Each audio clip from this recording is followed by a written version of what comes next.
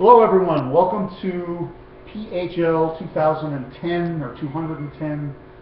Anyway, welcome to Introduction to Philosophy. I'm Rich Grego, I'm your professor, and I'm really looking forward to this term. I'm really looking forward to engaging you with in this subject, which to my mind is the most important and most relevant subject that any of us take during our college careers. It may seem at first glance, since it asks such big questions, as though it's kind of an abstract subject, but I think in many respects it's the most relevant subject of any subject we ever take. Regardless of what we do or what we study, I think this may be the most relevant subject that we take in our entire college career, because ultimately philosophy is about why we're doing anything that we are doing.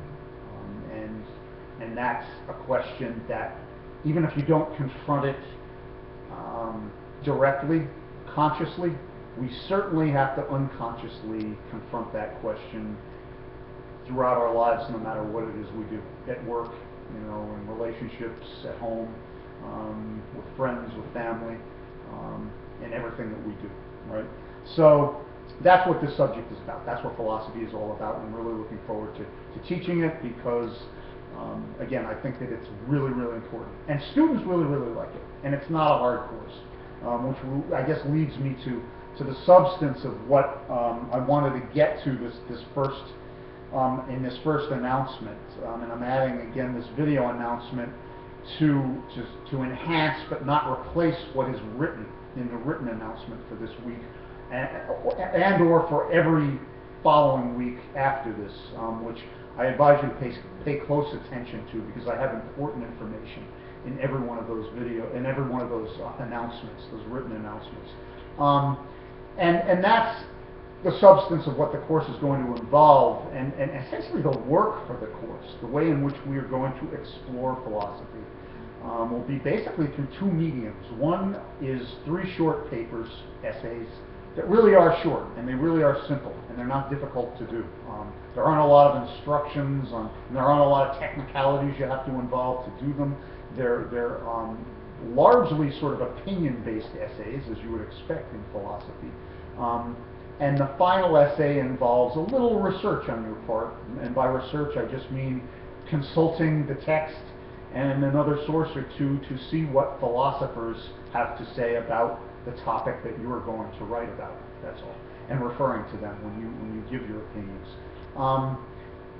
Those are really simple, and I just advise you, if you're concerned or worried about getting them done, and worried that you might not know what you're doing, and you're afraid you might not have the right idea, don't. If you're really confused and worried, contact me. But I would advise you to just take a stab at whatever it is you're writing about, because it'll probably be just fine. And a lot of people get worried about philosophical writing, and don't, because all philosophical writing ultimately is you sort of arguing in a reasoned way about for an opinion you have, about what you think, or maybe just, if you don't have a firm opinion, expressing your doubts about whatever it is that you're examining. So make sure you get those papers done. I'll accept late papers, but try to keep up with the work in this course. 8-week courses go really fast. And it's very difficult to be unsuccessful in this course if you do the work.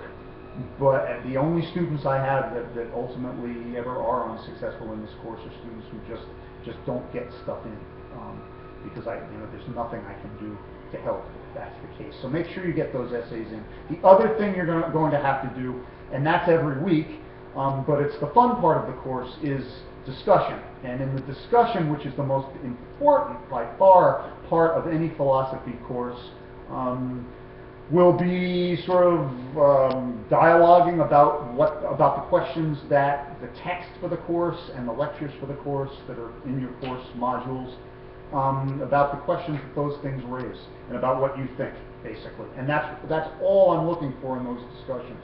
I don't care really about rubrics. I don't care about word counts. I don't care about technicalities. What I'm really looking forward for you to do in those discussions is express your opinions and question other people about theirs, and openly examine the ideas that this class raises.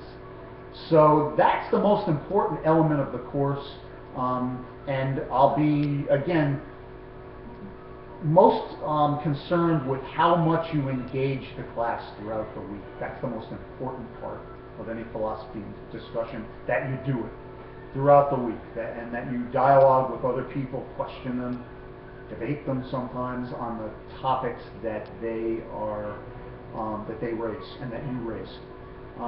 So that, in brief, is what this course entails. I'm not, in a lot of ways, I like the text, but as you'll see from my announcements, I'm sure, and from the comments I'll make on the discussion board, I have strong disagreements with both the opinion and, to some extent, the methods of the text's author. And that makes the class all that much more fun. Some of you might like it more than me, and might agree with the guy more than me, but that'll be more for us to sort of tip around when we talk about it. Other than that, everything I say at the end of my first announcement is absolutely true. The main value of any philosophy course is that you actually relax and enjoy it. Philosophy is a subject that you almost won't get anything out of unless you kind of are able to find a way to sit back, relax, and find something that you're interested in, that interests you in it, and really explore it actively, because that's ultimately what the spirit of philosophy is all about. So with that in mind, I'll end this brief introduction, and once again tell you, if you need to contact me, feel free, via text, email, phone call, however you want. You've got all that information for me, and I look forward to a really fun and productive semester, and I will see you in class.